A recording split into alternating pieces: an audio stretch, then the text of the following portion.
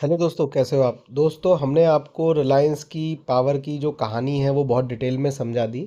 और आपने दोस्तों हमारे वीडियो को बहुत प्यार दिया, और आपने जो हमने जो आपको इनपुट्स दिए, हमने जो क्रक्स निकाल के लेके आए, उसको भी आपने बहुत अप्रिशिएट किया।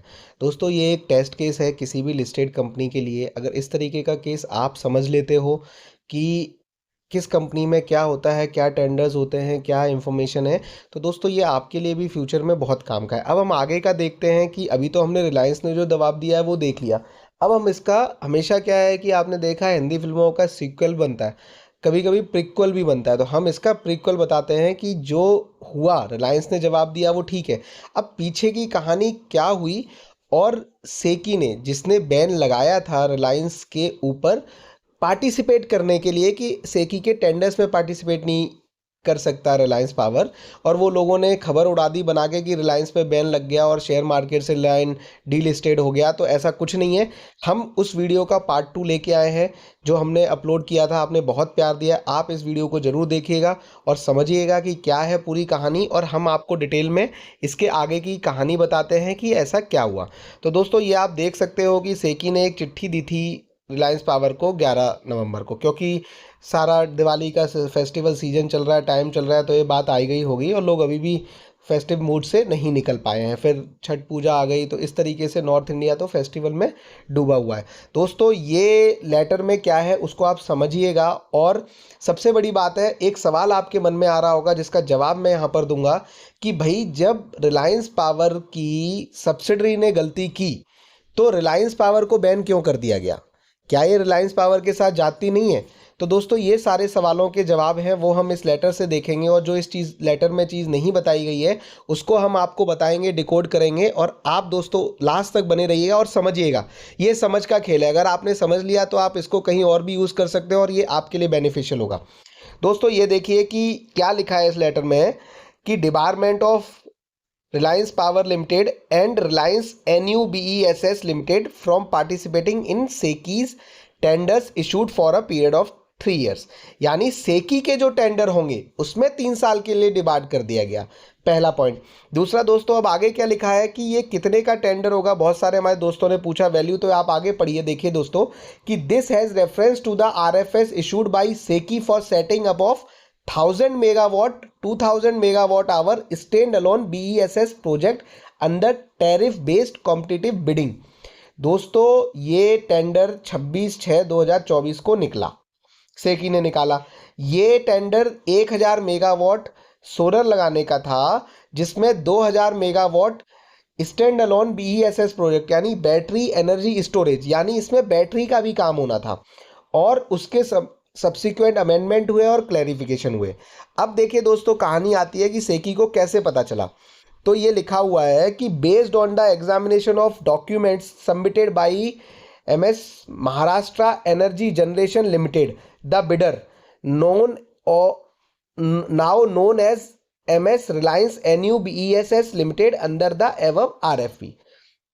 यानी दोस्तों कि जो कंपनी है उसका नाम है, वो रिलायंस की सब्सिडरी है NUBESS, जिसका नाम महाराष्ट्र एनर्जी जनरेशन लिमिटेड था, और उसका नाम चेंज करके MS रिलायंस NUBESS लिमिटेड कर दिया गया। उन्होंने it was discovered that as per the tender requirement the endorsement of bank guarantee against EMD issued by a foreign bank as submitted by the bidder was fake. तो उन्होंने ये कहा कि जो इंडोर्स करा के, मतलब एक फॉरेन बैंक से कह दिया बैंक गारंटी कि भाई इतने पैसे इन्होंने हमें दे दिए हैं, उसको एंडोर्स करा के ये बैंक गारंटी दोस्तों दी गई। और इस बैंक गारंटी को जब दिया गया तो वो फेक निकली। फिर ये आगे लिखते हैं कि since the above discrepancy was discovered subsequent to the reverse auction, SECI was constraint to annul the tendering process. तो दोस्तों, इस वजह से क्या हो गया कि ये पहले लेवल में तो पता नहीं चला, लेकिन जब ये पता चला, साथ की साथ क्या है, टेंडर प्रोसेस अलग चलता है, डॉक्यूमेंट वेरिफिकेशन साथ बाई साथ चलता है। तो दोस्तों, जब ये टेंडर प्रोसेस चल रहा था और डॉक्यूमेंट साइमल्टेनियसली वेरीफाई हो रहे थे, तब वहाँ पर ये पता चला कि ये BG फेक है। तो दोस्तों उस वजह से सेकी को ये टेंडर ही पूरा कैंसिल करना पड़ा। अब देखिए दोस्तों आगे क्या लिखते हैं वो लोग कि as per the tender condition the above submission of the fake document as a part of his response to RFS render the bidder eligible for debarment of future tender issued by SECI. The bidder being a subsidiary of Mrs. Reliance Power Limited had met the financial qualification requirement using the strength of parent company. अब दोस्तों क्या होता है कि जब भी कोई tender government में भरा जाता है तो एक तो होता है आपका टेक्निकल क्वालिफिकेशन, एक होता है आपकी फाइनेंशियल क्वालिफिकेशन।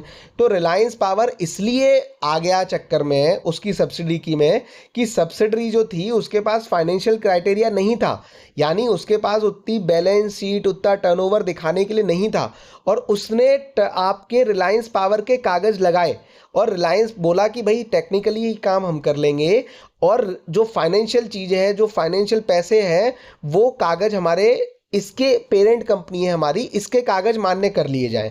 अगर दोस्तों उन्होंने पेरेंट कंपनी के पेपर्स यूज़ करके डॉक्यूमेंटेड ये फिल नहीं किया होता तो ये झंझट होता ही नहीं। फिर आगे ये लोग लिखते हैं कि upon detailed examination of the matter it was found logical to conclude that all the commercial and strategic decision undertaken by the bidder were fundamentally driven by the parent company। तो फिर ये समझ में आया कि क्योंकि पेरेंट कंपनी ने अपने कागज़ दिए अपनी सब्सिडी को, तो पेरेंट कंपनी की देख रेख में ही, पेरेंट कंपनी के कहने पे ही ये टेंडर सब्सिडी कंपनी ने भरा, और पेरेंट कंपनी भी उतनी ही लायबल है इस जो भी ये फेक बीजी का फ्रॉड कह रहे हैं इसके अगेंस्ट जितनी एक सब्सिडी लायबल है।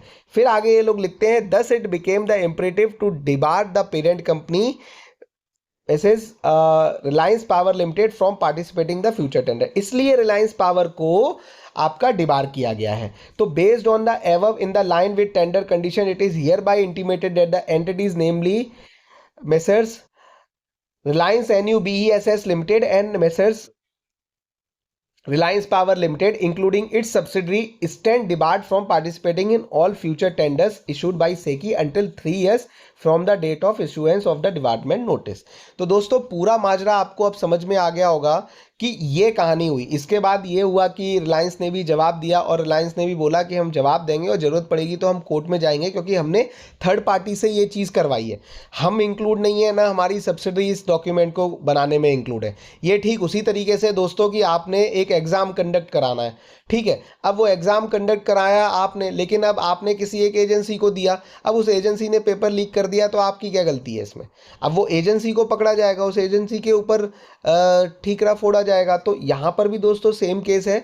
तो ये पूरा का पूरा आई होप आपको कंसेप्ट समझ में आ गया होगा, और आपको ये भी समझ में आ गया होगा कि किस तरीके से एक ही ऑर्गेनाइजेशन अपनी पेरेंट कंपनी को यूज़ करती है अपने क्रेडेंशियल्स बनाने के लिए, या अपनी एक ऑर्गेनाइजेशन जो मेन होती है वो अपनी अलग अलग प्रोजेक्ट के लिए अलग अलग सब्सिडी ओपन करती है। वो क्यों करती है, क्या है, वो भी बहुत अच्छी चीज़ें हैं, वो भी डिटेल है। अगर आप लोग उसको जानना चाहते हो, वो चीज़ें समझना चाहते हो, या आप कोई इस तरीके की हमसे गाइडेंस लेना चाहते हो, तो आपका मोस्ट वेलकम है दोस्तों, आप हमारे को ज्वाइन भी कर सकते हो।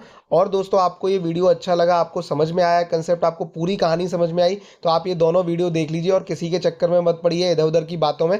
अब इसका रिजल्ट आने वाला है, और रिजल्ट दोस्तों अगर पॉजिटिव रहा कल है, तो ये रिजल्ट से पहले की मैंने आपको सारी कहानी बता दी है। कल रिजल्ट आएगा, रिजल्ट अगर ऊपर आया तो ये भागेगा, और अगर सेकी ने इसको क्लीन चिट दे दी, ये लोग आगे जो भी होगा हमें नहीं पता क्या होने वाला है, क्या चल रहा है वो हमको नहीं पता है, लेकिन अगर वहाँ से भी ये निकल गए तो फिर ये दोस्तों 100 रुपये तो कहीं नहीं गए शेयर के।